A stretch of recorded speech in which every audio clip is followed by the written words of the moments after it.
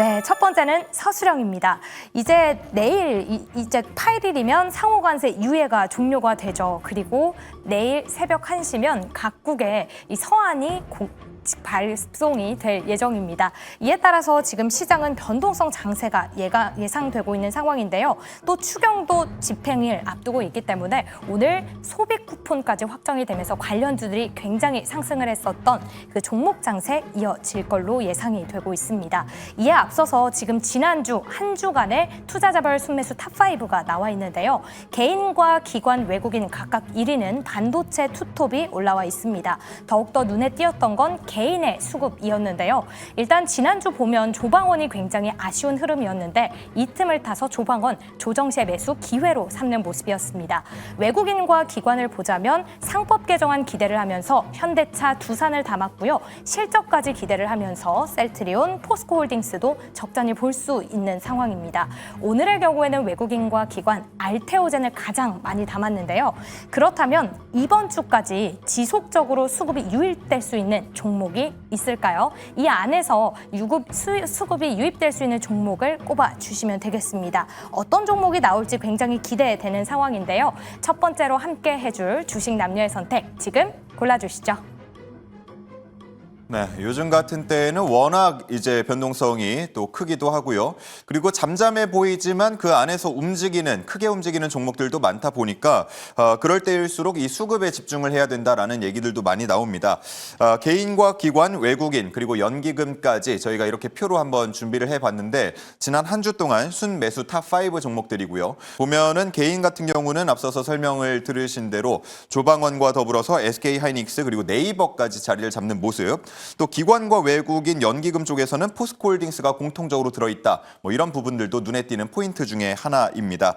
자, 그래서 두 분께는 지속적으로 수급 유입이 기대가 되는 종목을 골라달라라는 얘기를 드렸는데요. 자, 두 분께서 종목명을 간단하게 적어주신 것 같습니다. 자, 두 분이 주목하고 있는 종목을 알아보도록 하겠습니다. 보드 들어주시죠. 자, 한 분씩 보도록 하겠습니다. 최영지 전문가는 네이버, 그리고 박철순 전문가는 셀트리온. 두 분 일단 각각 다른 종목을 적어주셨는데, 자, 일단은 셀트리온 먼저 얘기를 이번에는 들어볼게요. 네, 셀트리온 지금 최근에 한 4거래 5월 연속적으로 양봉 나오면서 상당히 좋은 기술적 추세가 이어지고 있는 상황인데요.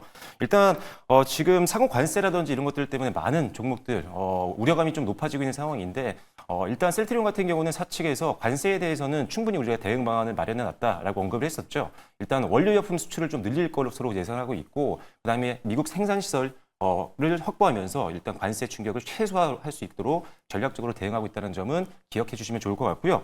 첫 번째 이제 셀트리온 좋게 보고 있는 포인트는요. 진펜트라 매출 확대가 기대가 되기 때문입니다. 특히나 미국 시장에서 성장 기대감이 높은 그런 상황인데 이 진펜트라가 지금 미국 3대 PBM을 비롯해서 다수의 PBM과 등재 계약을 끝냈습니다. 그렇다 보니까 미국 시장에서 진펜트라에 대한 환급이 본격적으로 개시되면서 실적 성장을 기대해 볼 수 있는 상황이라고 보시면 될 것 같고요.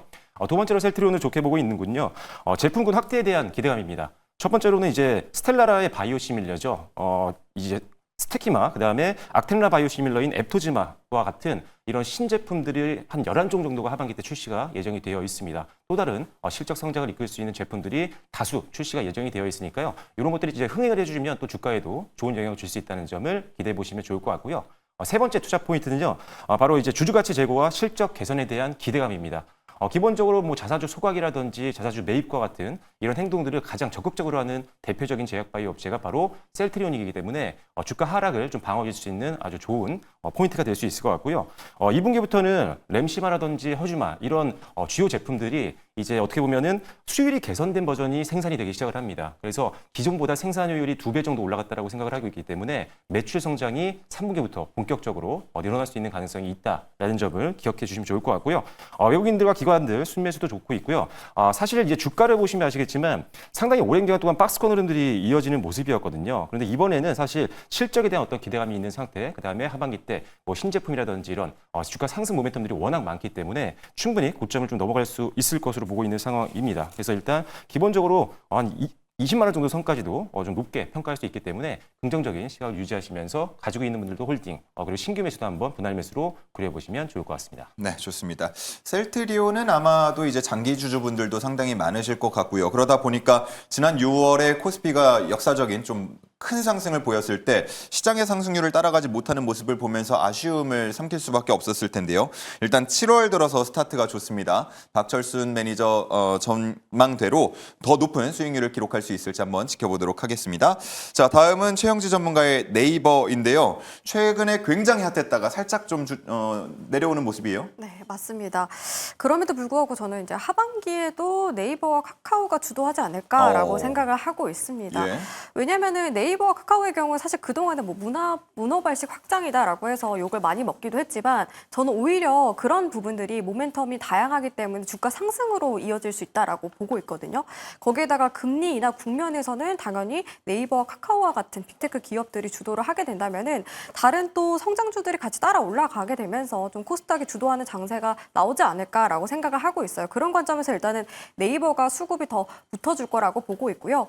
그와 더불어서 최근 들어 스테이블 코인 관련된 종목들이 굉장히 뜨겁게 올라오고 있습니다. 예. 그런 모멘텀들도 작용을 하고 있는데 네이버의 경우에는 전자결제 시장 중에서도 가장 대장 역할을 하고 있고 거기에다가 최근 들어서 업비트와 함께 사업을 추진 중이다라는 소식이 들려왔습니다.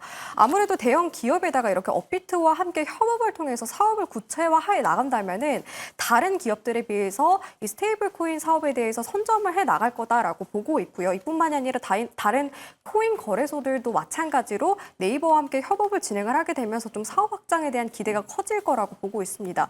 또 네이버가 아무래도 이렇게 빅테크 기업인 만큼 법이라던가 제도 관련해서 좀 빠르게 이렇게 맞춰가는 경향이 있거든요. 그런 부분들에 있어서도 긍정적이게 작용할 거다라고 생각을 하고 있고요. 그리고 또 실적 시즌이잖아요. 이제 지금 상황에서 네이버가 사실 커머스 쪽으로도 성장을 지속적으로 해 나가고 있습니다. 사실 커머스 시장이 엔데믹 국면에서 굉장히 많이 부진했고 지금 불안기를 겪고 있는 상황이에요. 그럼에도 불구하고 네이버가 커머스 쪽으로 성장세가 지속이 되면서 이번에 2분기 커머스 매출이 전년 대비 15% 정도 증가할 걸로 전망을 하고 있는 상황이거든요. 거기다가 하반기부터는 커머스 수수료도 인상을 해서 그런 부분들까지 수익성으로 작용할 거다라고 생각하고 있어서 실적 기대감도 커지고 있다라고 말씀드릴 수가 있습니다.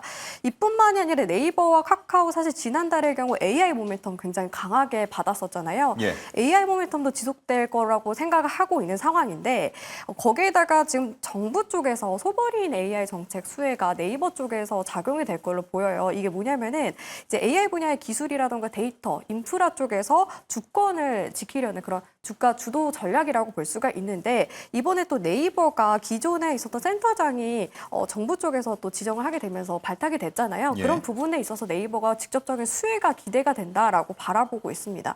지금 관점에서는 최근 들어서 좀 쉬어가는 움직임 보였었는데 저는 월봉상으로 봤을 때 아직까지 상방이 열려 있다라고 생각을 하고 있고요. 조금 더 높게 목표가를 잡자면은 34만 원까지도 좀 수월하게 갈 수 있지 않을까. 특히나 하반기에 금리 인하 국면 접어들게 되면서 직접적인 수혜가 기대가 된다. 이런 부분들도 모멘텀으로 지켜보시면 좋을 것 같습니다. 예. 여러 가지 모멘텀 중에서 최근에 이제 주목받고 있는 게 지난달 말에 있었던 네이버페이 10주년 행사에서 나왔던 뭐 여러 가지 멘트들이 아닐까 싶은데 그 중에 하나 제가 이제 좀 약간 눈에 들어왔던 부분이 아무래도 네이버페이에 대한 상장 여부를 주주분들은 주목을 할 수밖에 없을 것 같아요. 근데 당시에 현재 보유 자금이나 외부 자금 조달 여력이 충분하기 때문에 당장 상장 계획은 없다. 이게 네이버페이 대표가 한 얘기인데 제 눈에는 왜 이렇게 당장이 자꾸 들어오는지 모르겠어요. 그러니까 차후에는 있다 이렇게 들릴 수도 있는 거라서 혹시 네이버페이가 따로 상장을 한다?